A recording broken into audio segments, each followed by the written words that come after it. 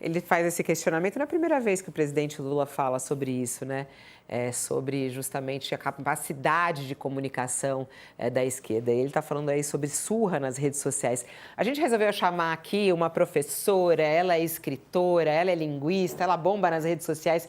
É a Jana Viscardi conosco a partir de agora, para que a gente fale um pouquinho sobre essa comunicação. É surra, não é surra? A esquerda está perdendo, a direita está ganhando. O que está acontecendo? Jana, que honra tê-la aqui. Você tem uma legião de fãs aqui que te acompanham direto. Bom dia, boa tarde. Oi, gente, bom dia. Vocês me ouvem bem? Claro, estamos ouvindo bem e queremos muito te ouvir a Obrigada. respeito disso. O Lula fala dessa surra. A esquerda ainda tem dificuldade de se comunicar nas redes? Como é que você tem visto, né, a comunicação da esquerda nas redes? É por isso que a esquerda, às vezes, perde ou tem essa dificuldade de conseguir ter melhores intenções de voto? Eu fico pensando que a gente precisa dar um passo atrás antes e refletir sobre como essas mensagens chegam para a população hoje, né? A gente tem, na atualidade, um movimento de uma pulverização, digamos assim, muito maior da maneira como a informação chega às pessoas.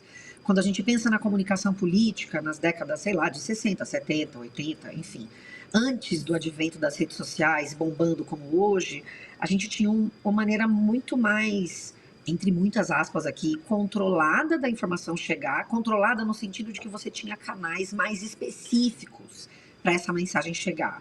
Você tinha os comícios, você tinha os debates, você tinha a entrevista desses políticos para diferentes órgãos de imprensa. Isso tudo contribuía para você ter um outro sistema, digamos assim, de comunicação. E isso hoje, com as redes sociais, muda tudo. Eu considero que a comparação direta entre o que seria a comunicação de uma esquerda ampla, que engloba diferentes atores aí, e a extrema direita, e aqui eu faço questão de falar de extrema direita, porque os métodos são muito particulares e distintos, essa comparação me parece desleal, porque a partir do momento que a gente tem uma dinâmica maior de fontes que operam para falar sobre diferentes assuntos, sobre toda e qualquer coisa, e que parte dessas fontes não tem nenhuma preocupação em mentir, em promover discurso de ódio declarado e depois se desculpar. Não tem nem isso, é uma era muito distinta nisso. A gente tem um volume muito maior de atores políticos que não veem qualquer problema em mentir e criar uma lógica de pânico muito intensa. E isso, lógica de pânico, de medo e bem sensacionalista, ainda que já tenha existido na política, com a dinâmica das redes sociais, você tem uma dissipação dessas informações de um jeito ou outro. Esse sensacionalismo, ele ganha muito espaço nas redes. A lógica do pânico também ganha muito espaço nas redes. Para além disso, eu acho que a comparação ela é desleal no sentido de que você tem dinâmicas de distribuição de conteúdo que são bem diferentes junto dessa lógica de uma questão da não é preciso ter medo de mentir mais. Mente-se muito, de maneira bem, bem explícita e sem qualquer receio diante de câmeras, enfim. E isso, claro, eu estou falando de um movimento que não é brasileiro, é um movimento mundial. Para além dessa Mas, coisa, eu Jana, acho sempre bom lembrar. essa ponderação, perdão, Jana, só para aproveitar esse seu raciocínio. De fato, há uma Sim, comparação que é desigual, né? Porque um lado mente, o outro tem alguma preocupação ética, moral, né?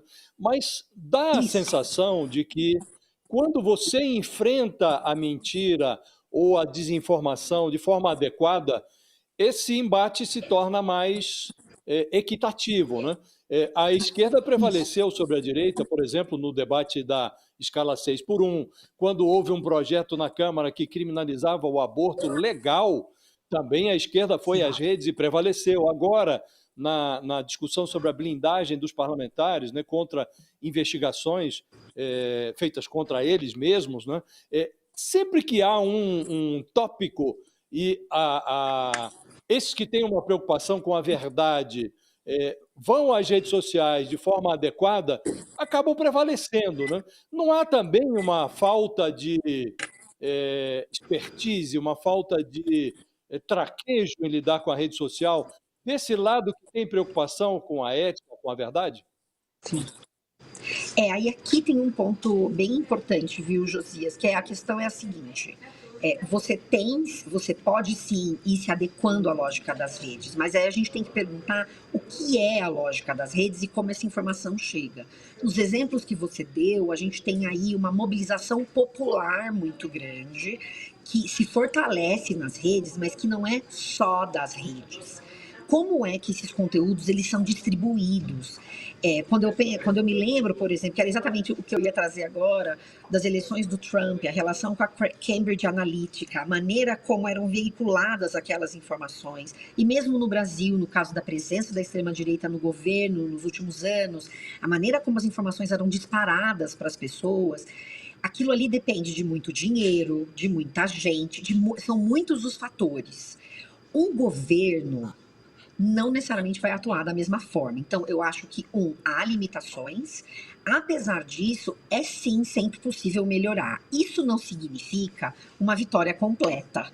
O exemplo, por exemplo, do aborto, eu acho muito bom, mas no caso de São Paulo, ainda que as pessoas tenham confrontado aquilo que era essa tentativa de mudança na lei, ainda que isso não tenha se concretizado, em São Paulo, por exemplo, o hospital, que era especializado nesses casos de aborto legal, que é sempre bom lembrar para as pessoas que isso existe no Brasil, esse hospital ali foi fechado.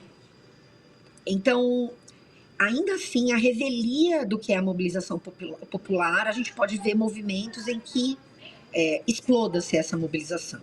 Puxando o gancho do que o Josias falou, eu acho sempre bom lembrar que sim, é possível fazer mudanças nessa dinâmica de comunicação nas redes sociais, considerados esses elementos todos. A questão da falta de ética, uma grande estrutura, um tipo de estrutura que mobiliza dinheiro que é um dinheiro que, bom, pode ser que discutir de onde vem esse dinheiro, como é que isso se mobiliza, é uma lógica mais da extrema-direita, não exclusiva ela, mas muito dela, que atualiza isso de uma maneira muito ruim. Então, por isso também que a comparação é ruim. Porque quando a gente faz a comparação nesses termos, a gente normaliza a lógica da extrema-direita no debate, no trazer as ideias. Mas, naquilo que pode ser aprimorado, eu acho que um exemplo interessante é o Ministério da Saúde, que tem feito vídeos que são muito mais conectados a uma lógica, digamos, mêmica da internet, mais moderninha, mais jovem, e isso é muito interessante. Eu acho que uma das questões que é importante pensar, eu lembro, por exemplo, do caso do Pix, da taxação das blusinhas, a maneira como essa informação negativa se espalha muito rápido e o tempo de resposta das pessoas. Eu estava lendo uma pesquisa falando sobre o quanto você tem muito mais informações negativas sobre esse governo, que é um governo mais à esquerda, nas redes sociais, e que as pessoas que se informam mais pelos jornais, por exemplo, ou pelos canais oficiais, elas têm uma tendência a fazer uma avaliação não só negativa do governo, enquanto você tem numa lógica de redes sociais, muito mais uma avaliação negativa. Então, esse como, eu acho que não existe uma resposta. Sim. Eu acho o exemplo do Ministério da Saúde bom.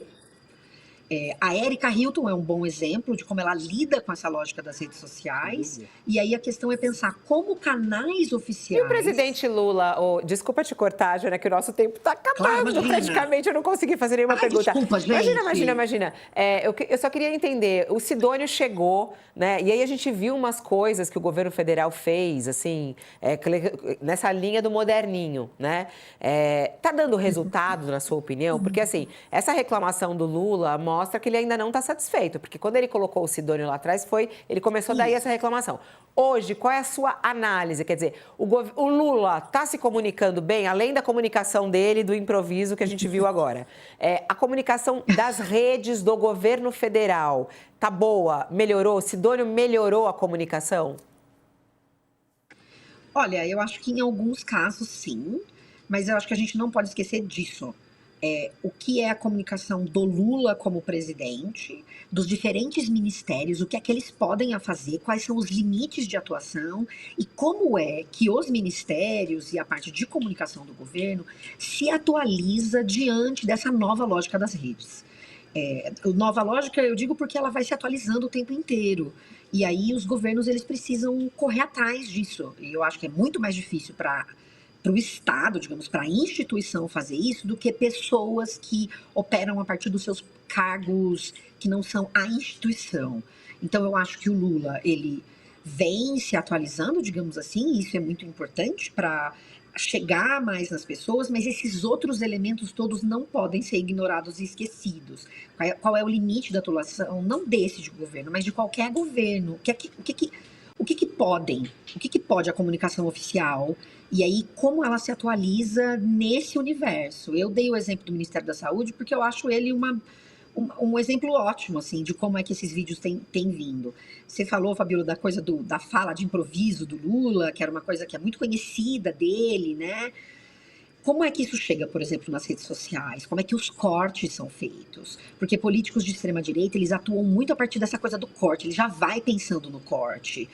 A gente já viu isso em muitos casos. Então, como é que o governo Lula, como o Lula como presidente, atualiza a própria oratória pensando nessa lógica dos cortes? E a pergunta anterior, será que ele deve se atualizar nesse sentido?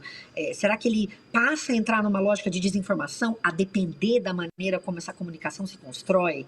Isso é bem complexo, então eu não sei se eu respondo a sua pergunta. Então eu acho que tem sim pontos positivos da maneira como ele está aparecendo nas redes, esses vídeos que são produzidos pela equipe, mas eu me pergunto hoje sobre os limites disso num ecossistema recheado de muita desinformação e que fomenta e estimula a desinformação e a lógica sensacionalista. O quanto os governos conseguem entrar nisso quando eles não são governos de extrema direita que vão para esse lugar de uma mentira, de um sensacionalismo sem escrúpulos mesmo.